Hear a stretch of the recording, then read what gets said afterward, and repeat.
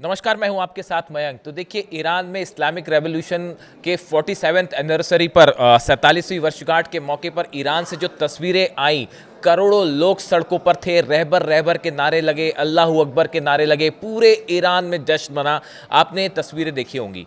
लेकिन इसी बीच एक ऐसी तस्वीर पर मेरी नज़र पड़ी जिसने वाकई दिल जीत लिया, और मैं इस तस्वीर के बारे में आज आपसे बात करना चाहता हूं।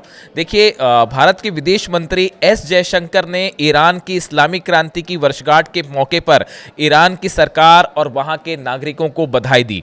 उन्होंने सोशल मीडिया प्लेटफॉर्म पर एक पोस्ट साझा करते हुए ईरान के विदेश मंत्री अब्बास अराक्ची को विशेष रूप से शुभकामनाएं दी। देखिए, जो तस्वीर आप देख रहे हैं, स्प्लिट में आपको दिखा रहा हूं, ये तस्वीर जो है ये भारत के विदेश मंत्री एस जयशंकर ने जो है शेयर की है।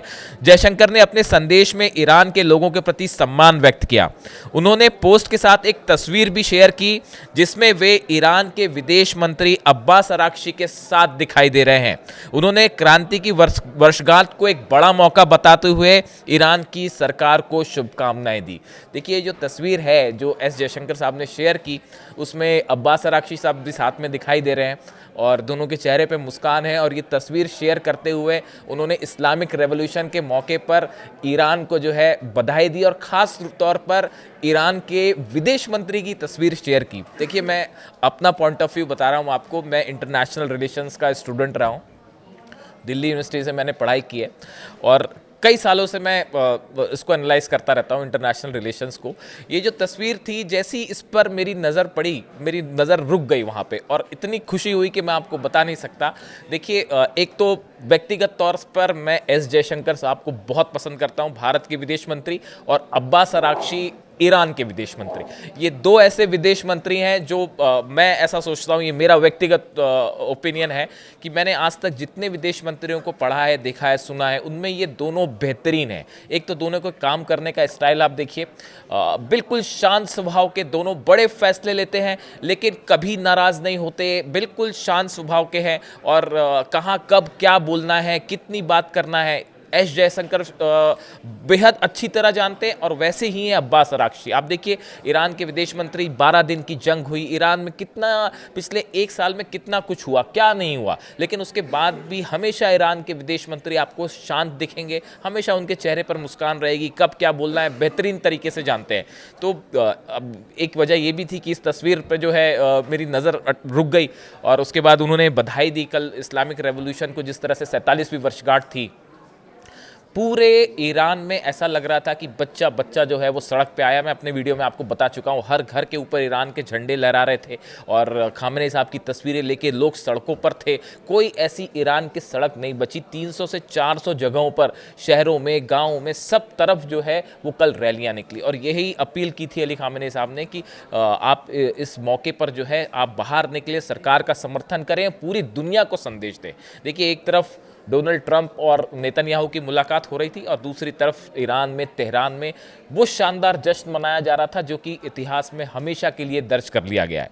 अब देखिए, ये तस्वीर जो है एस जयशंकर साहब की और अब्बास अराक्ची साहब की, इस तस्वीर, ये सिर्फ एक तस्वीर नहीं है, ये एक बहुत बड़ा संदेश है। देखिए, मैं आपको पिछले एक साल से ये बात कह रहा था कि भारत और ईरान के बीच संबंध अब तेजी से मजबूत होने शुरू हो गए हैं और आप देखेंगे कि एक नया इतिहास लिखा जाएगा। मैं आपको 4-5 बड़े मुद्दे बताता हूँ, आप जानते ही होंगे। देखिए, एक तो भारत ने शंघाई कोऑपरेशन ऑर्गेनाइजेशन और ब्रिक्स, ये दोनों ग्रुप्स में ईरान को शामिल करने में भारत की बड़ी भूमिका रही है। भारत ने हमेशा साथ दिया।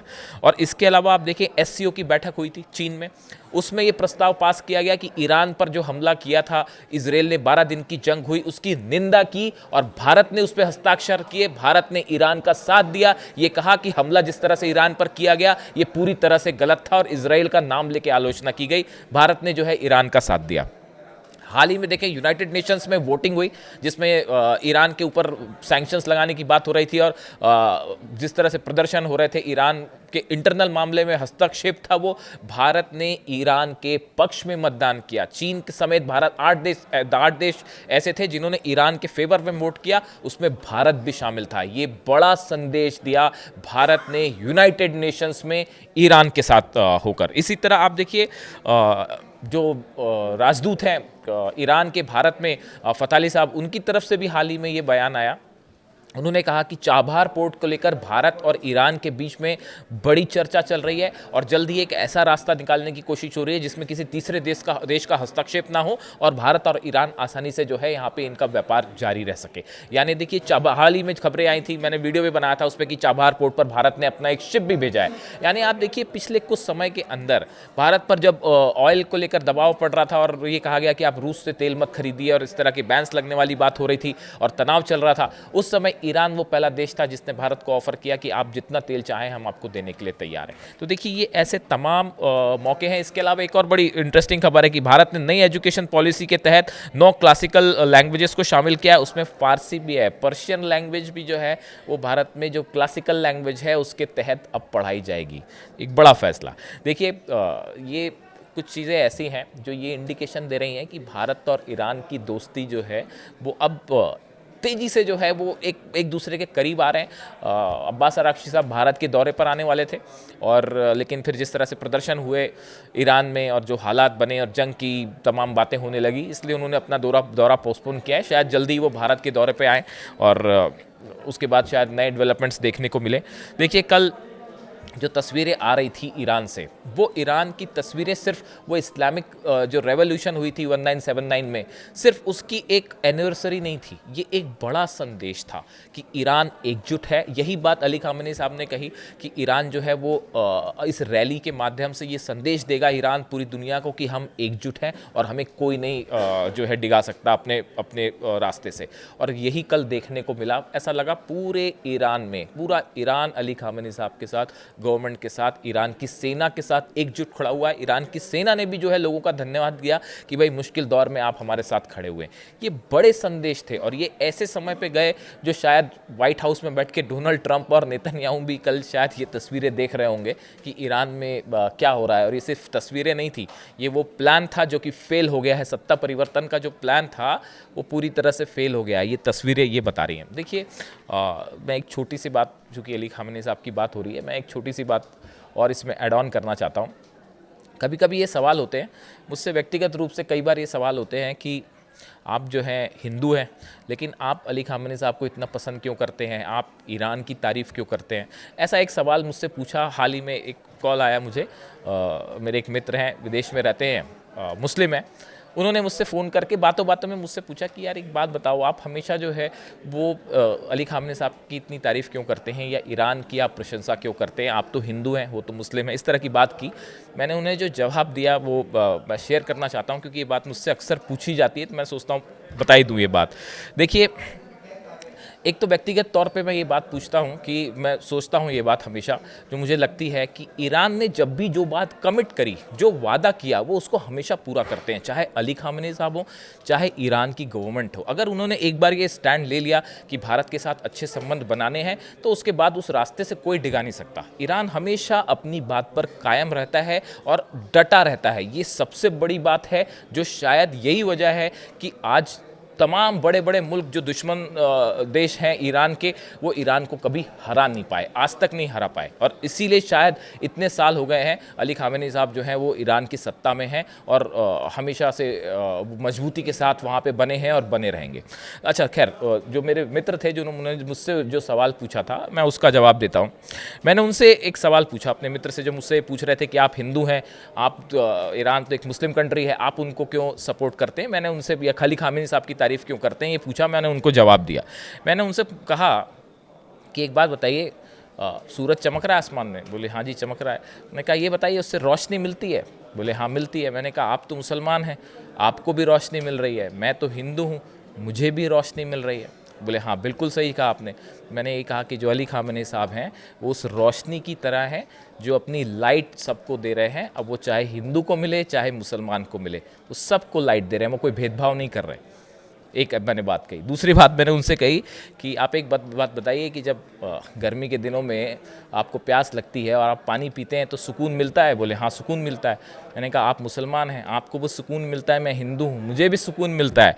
बिल्कुल उसी तरह ही अली खामेनी साहब की जो टीचिंग्स हैं, जो स्पिरिचुअल टीचिंग्स हैं, वो जीवन में जब मुश्किलें आती हैं तो उस मुश्किलों से बचाने की नसीहत देती हैं, वो आपको सुकून देती है, एक रूहानी शक्ति देती है आपको कि कैसे जिससे आप मुश्किलों से लड़ सकते हैं। वो सुकून की तरह होती है उनकी बातें, स्पिरिचुअल, आपको स्ट्रांग बनाती हैं स्पिरिचुअली। बोले बिल्कुल ठीक बात है। और एग्जाम्पल दिया मैंने उन्हें एक, मैंने कहा आप कभी बगीचे में जाते हैं, आप देखते हैं गुलाब का फूल खिला हुआ है, उसकी खुशबू आती है? बोले हाँ आती है। मैंने कहा आपको पसंद आती है? बोले हाँ सब पसंद आती है। मैंने कहा आप मुसलमान हैं, आपको भी पसंद आती है? मैं हिंदू हूँ, मुझे भी पसंद आती है। अली खामनेई साहब जो अपना नॉलेज स्प्रेड कर रहे हैं वो उस फूल की खुशबू की तरह है। वो नॉलेज ये नहीं देखता कि कौन हिंदू है, कोई मुसलमान है, कौन क्रिश्चियन है, कौन सिख है और कौन ईसाई है, वो ये नहीं देखता।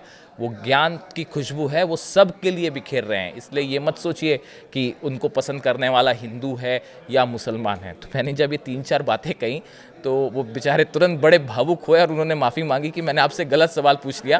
खैर मेरे से बार बार ये बात पूछी जाती है, इसलिए मैंने जवाब दिया इस बात का। लेकिन देखिए, इसीलिए मैंने अपना थंब दिया आज भारत और ईरान की ये दोस्ती, जो जयशंकर साहब ने जो तस्वीर शेयर की है अब्बास अरागची साहब के साथ, ये सिर्फ तस्वीर नहीं है, ये इसने मुझे गाने की लाइनें भी याद करा दी कि यारी है ईमान मेरा यार मेरी ज़िंदगी। इसीलिए मैंने इसका थंब दे दिया कि यारी है ईमान मेरा। और ये ईरान को भारत का पैगाम है। ईरान की सरकार को इस्लामिक रेवोल्यूशन की बहुत बहुत बधाई, वहाँ के लोगों को सबको बधाई। और भारत और ईरान की दोस्ती ऐसे ही हमेशा मजबूत होती रहे। इसी विश के साथ, इसी प्रार्थना के साथ ये वीडियो मैं ख़त्म करता हूँ। यारी है ईमान मेरा। Thank you so much.